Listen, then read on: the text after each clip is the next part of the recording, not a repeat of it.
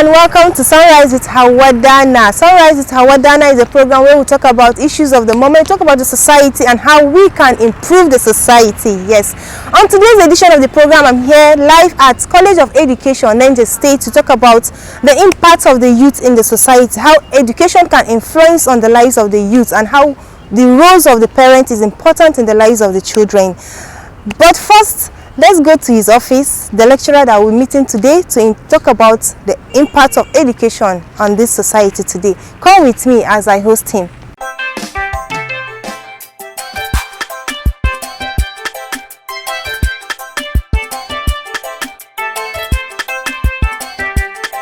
It's good to have you on the show, sir. Thank you and welcome. Can we know your name? Dr.Titus, Mathew. Who you are? I'm a teacher. I've always been a teacher, and I teach here at Niger State College of Education with the Department of Biology. Okay. And that's what I do, teaching. Thank you. When you hear youth, the youth, what comes to your mind? Well, as far as I'm concerned, youth are a set of vibrant people with all the energy. They've always talked about age brackets and all of that, and some have tried to say youthfulness ends at age 35 or 40. But for me, I think it goes beyond that. It can also be the state of one's mind, and you can have somebody at 50 still feeling youthful, and even beyond that still feeling youthful. But in reality, it's the age bracket that you have people with all the strength, with all the vigor that can move mountains. So I look at youth as a people of that class that has all the strength that is needful in life to be their very best. Being a teacher, what is your experience so far, mingling or handling youth? Well, to handle youth, yes, it's simple and yet difficult. Why? Because you have people coming from their adolescence, they want to explore, they want to experience, they're experiencing some different issues of life with several influence of the society, influence of the peer group, influence of the family, you know.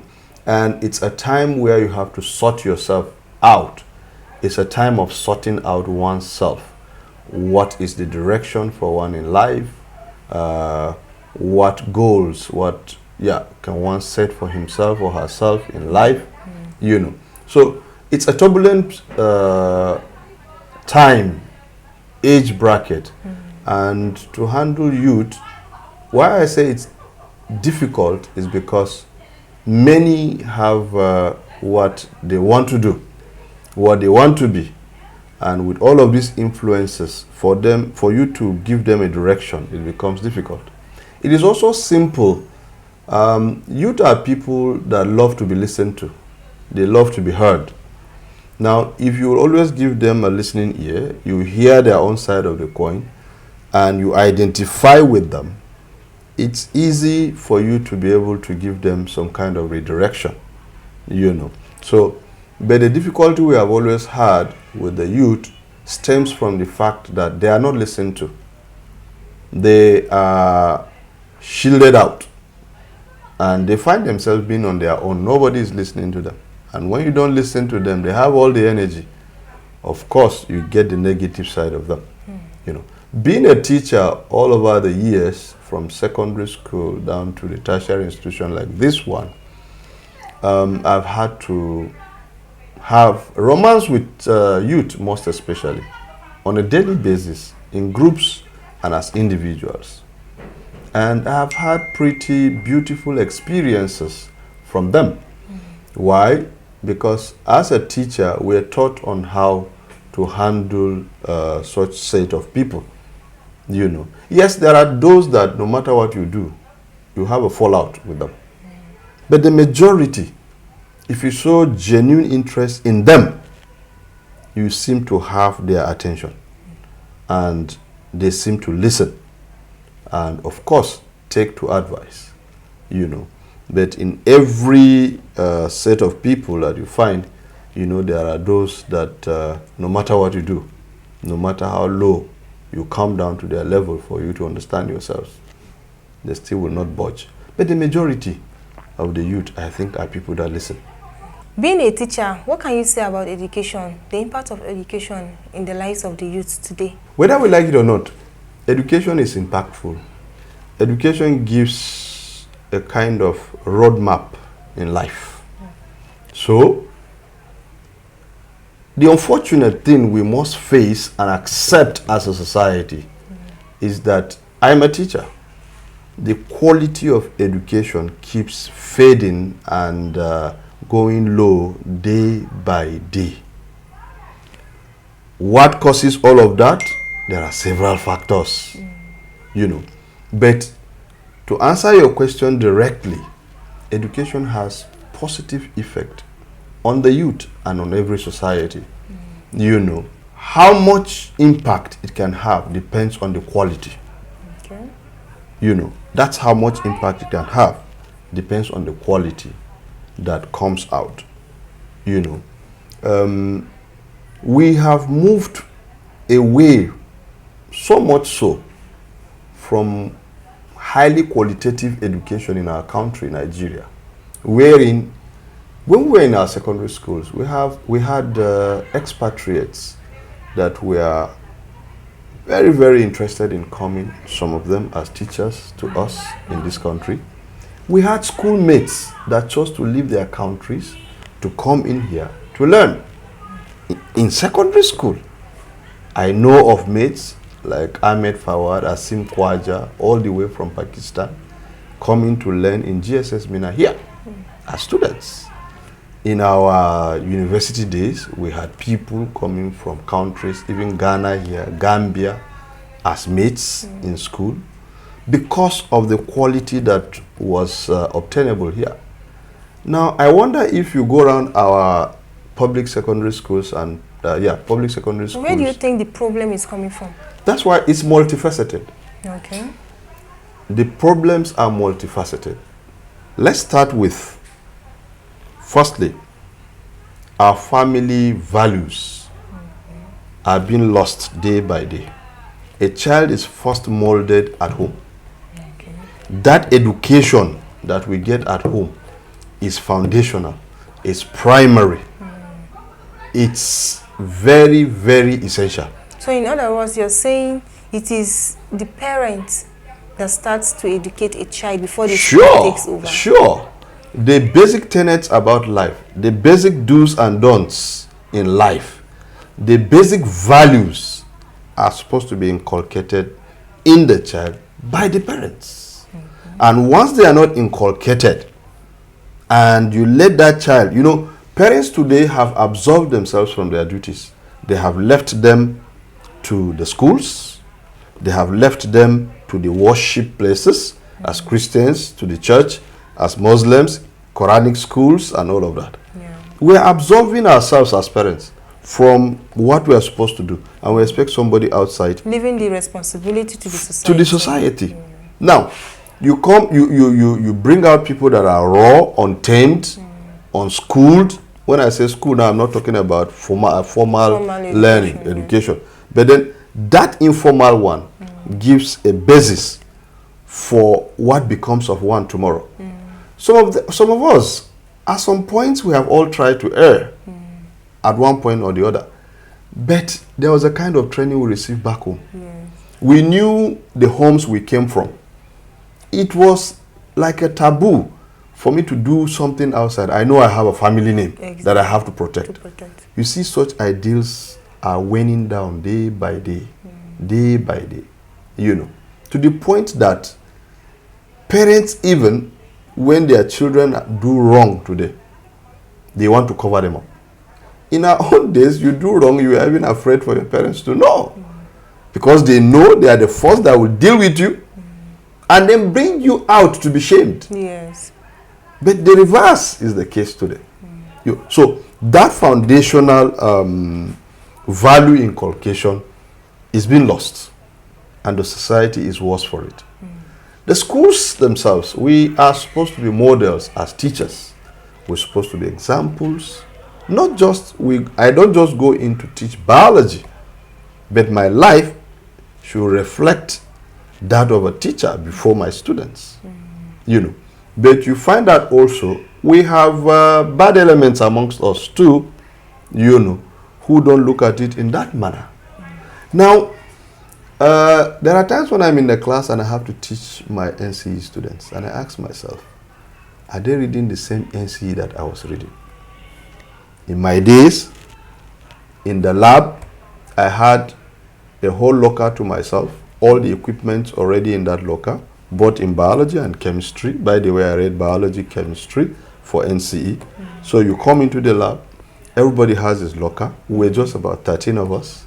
You know, our lecturers then, they knew us by name. In fact, even without writing your name, when you wrote down something, they knew who wrote it.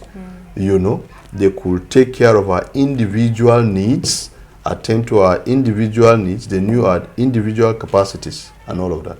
And now you compare it. I come into a class, I have 200 students, I have 100 plus students, and you expect the same learning. And then even the facilities we had then as just 13 students, we hardly can have them for 100 plus or 200 students. You don't, there's no magic you can do. There are moments, okay, I have 100 students. I have to teach a particular course. For example, I have a practical course to teach. You have a lab that can take just 50 students maximum if they must work in it comfortably. But here I have up to 200 students. So what do? Possibly, I break them into groups. Now, if I have, say, 100 students and I need 50 in class, or maybe 200 and I need 50 in class, I break them into 4 groups. Now, that is not the only course I'm teaching. So how do I manage those 4 groups to teach them at their own different times? For them to have enormous time that after demonstrating for them, they also have to do their own work. And then they, as students, also have other courses they have to deal with on the timetable. So if I'm supposed to have 2 hours practical course, we are talking of about 8 hours now, because it's 4 groups. You understand? 4 hours now. I mean, 8 hours now instead of 2 hours. Those students have other courses. So how do you manage the timetable to accommodate the 4 groups when they also have to go and attend other lectures? So you find out that there is infrastructural decay. You know, we don't have enough of the facilities.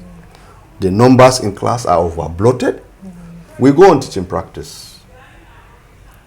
Even in state capital, here in state capital, you go around our schools, when we go to supervise our students on teaching practice, you find up to 100 pupils seated, in state capitals. There are schools you still find them seated on bare floor. Bare floor. In state capital, I'm not talking about villages. They have that such large numbers. Now you want to teach them, and for them to be able to understand, like in our days, when we had just few students, you hardly will have up to 50 in a class. Today you are talking about 200 in a class on a bare floor. It's not possible. We had books. We could, even if your parents were not rich, there were books that the school, even if they are not giving them to you, at the time of English, they will bring those English books, share it amongst all students. You do what you have to do in class, they collect them back, mathematics and all of those things. Today, that is not available. So, the quality is droning, so we are not able to give functional education. I emphasize the word functional education. So, and without functional education, that impact of education, the positive impact of it, is lost. You're graduating people that can't stand on their own. You're graduating people that are full of theories in their head. You know. So just read to pass, not read to understand. They read to pass and just go. You know. So that's the difficulty, and that's reducing the impact on this youth, which will now impact on the society. So now, highlighting the issues and the problems affecting education in the society today, what are the ways that can be engaged in order to tackle those problems? Whether we like it or not, we keep running away, and government keeps saying they can't do everything. Yes, they can't do everything, but let's start from our policies. Okay. Policy formulations by government is key. 2, let our governments begin to invest so much in education. Let them prioritize education so that we go back to days where we have enough of facilities to be able to take not too large a number at a time. Let them deal with refresher courses for teachers themselves, because education and things are dynamic. New trends. Yeah. So that teachers right from primary school. And then I keep saying, let's pay attention to the very foundation. Most times we want to have many tertiary institutions and all of that. And I keep asking, for who? For who?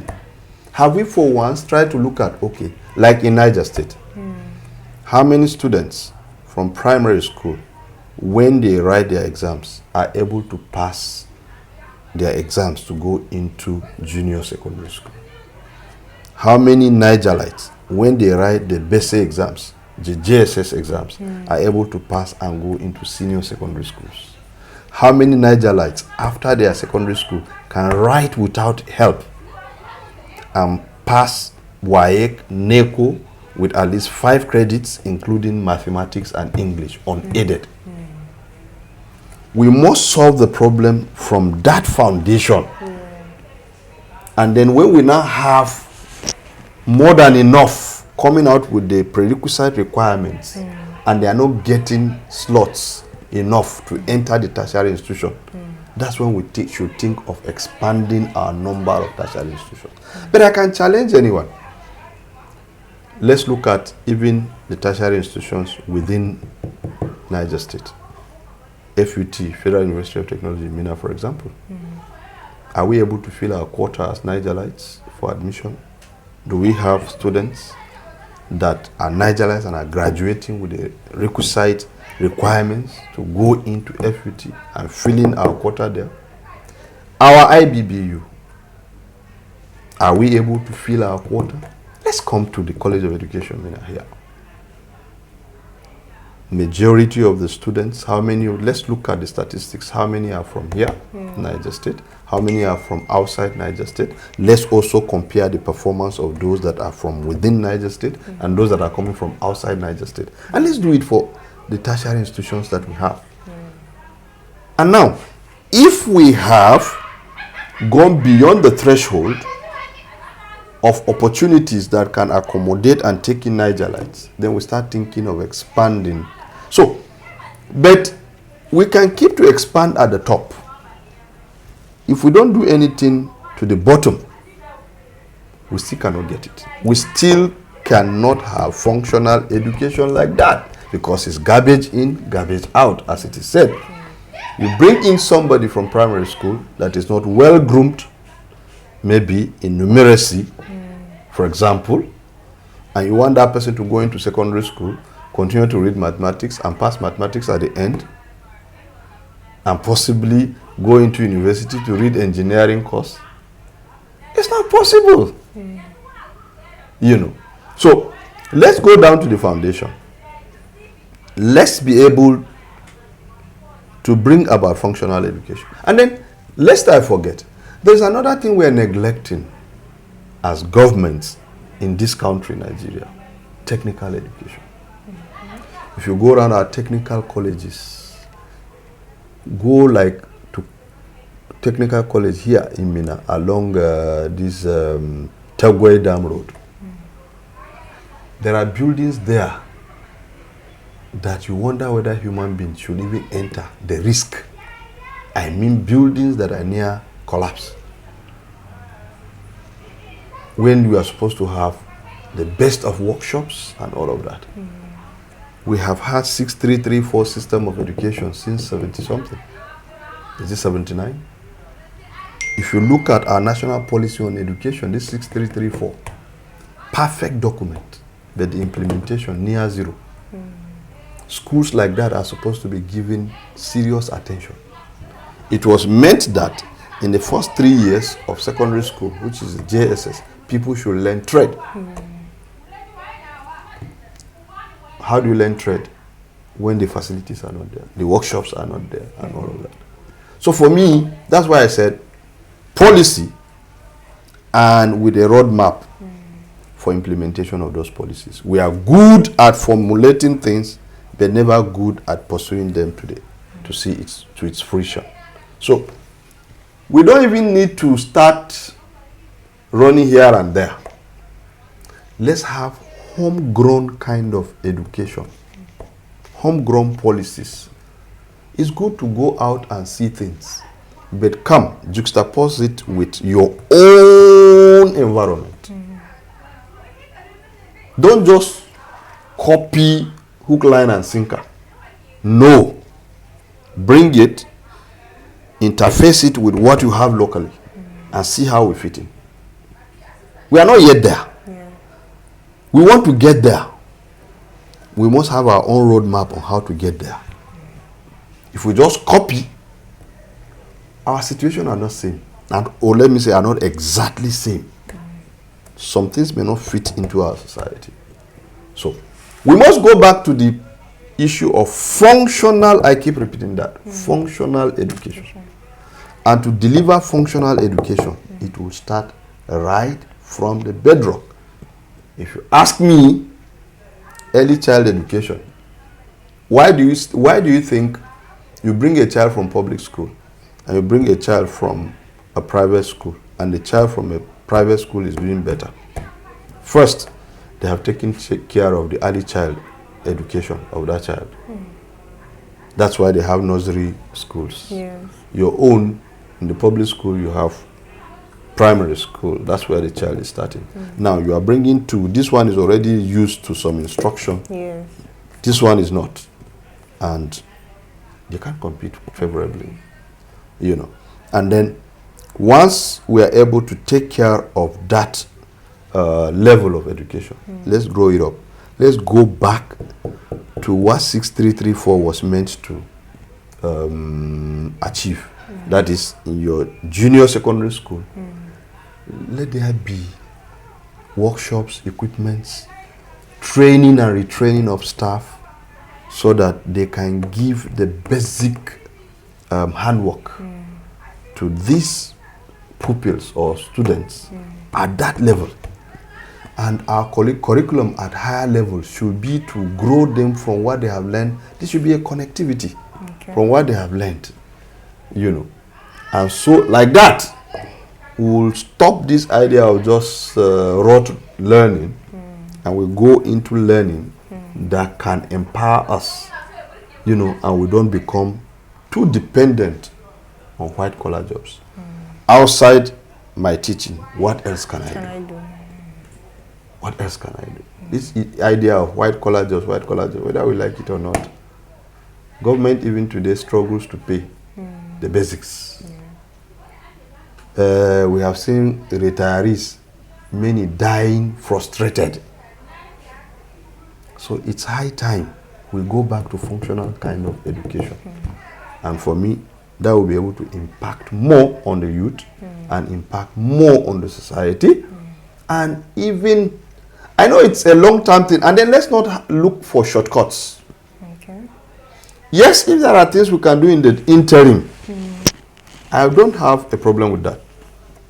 But can we begin to look at the long term, so that we don't just do things haphazardly?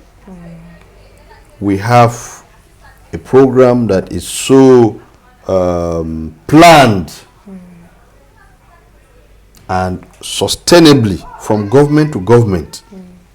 You know, that's the other part. The other issue we have as a problem in this nation: no continuity. Can we begin to factor into our policy making the idea of continuity, so that people know that governance is about continuity? It's not about me making a personal name. If there was something somebody started before I came, So long as that thing is good, It's good. I come to continue it. Can we even get to a point where, as a thing of law, we cannot have abandoned projects? I don't know how that can be. But can we even get to that point where that it is unlawful? Yeah, I mean, yeah, it is unlawful for you to come, see a viable program, and then forget it and go to start something else. That will help in ensuring quality. Quality, yes. Continuity, and then we achieve goals. You know, so that when things when things are planned out, it is not about what government is in place, it is about the society. And whoever comes in. And I think part of how we have to do that is there is need for enlightenment and education in a way. Parastatals like MAMSA, they call them national orientation now. You know, I still remember MAMSA, the way it was, you know. But now it's called National Orientation Agency. This should be a kind of education of the populace, so that people begin to own government programs and projects. When we own them, we will be the vanguard of every incoming government to continue on what was started. When there is an outcry from the people insisting, you know, that some things continue, the government of the day will not be at liberty to just wave off something important that would have been started by another administration coming to push it aside. So for me, I think that's the way to go for us to get more impactful on this youth, and then the youth themselves get more impactful on the society.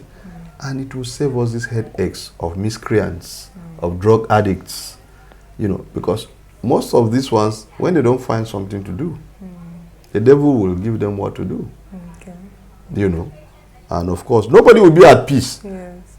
Nobody will be at peace. So the earlier we go back to status quo, begin to think of how we will bring forth about what? About functional education. Being in this sector of College of Education, I'm happy what has come to light now, what has come to be now.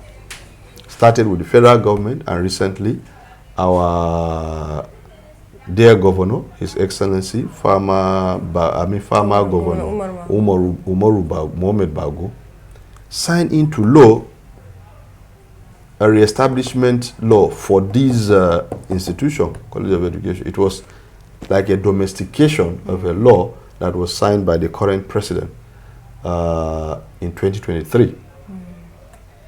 And this new law brings into being what we call the dual mandate. In the dual mandate, College of Education in Nigeria now will award both NCE and degrees, and even postgraduate diplomas in education on their own, not in affiliation to any university anymore. And with it, it has come an unbundling of our scheme, so that we begin to have courses run in a way that this functional education thing is brought to bear. So, like, okay, I'm in biology. At NCE I read biology, chemistry. Now we wouldn't be having such combination. You know, if you are taking on biology, you take on biology. If you are taking chemistry, you take your chemistry. You talk about Department of Computer Science. No, that's broken. You know, into its bits and pieces, so that you have what you face, and then you go on that line. You know, you are taught and skilled in that line, so that you talk about PhD. There is nothing like PhD again. You know, all of those have been broken down and unbundled into courses that can take you to market. So, you see, that's an exciting thing that is coming in. I just pray that the implementation is not misguided. A student comes in now, he spends 3 years to do his NCE, and then another 2 years to have his degree. So in the space of 5 years, the student will have both NCE and first degree. You understand? Now, it's not just about having those 2 certificates, but that what he's going to be taught now is a shift away from just rote learning to a functional kind of learning that we are talking about. And let's see how that goes. Okay. Now, if we can continue to do that and work around the courses that we read, let's have something better and something different than what we have now, so that that functional education will not come back to bear. Okay. And I will still again say government should think seriously about giving technical education a pride of place. No problem. And Thank attention. you so much. Thank you. Thank you so much. It has been an educative section, and I was actually lost in the discussion so far. And I hope you, seeing and watching us, will be able to pick 1 or 2 lessons or 2 topics from our discussion today. Education and teaching is not just the responsibility of the school, it has to start from home. So parents, you have a role to play in the lives of your children to ensure that we have a better society that we dream of and reduce crimes in the society. Thank you very much for this wonderful moment with you.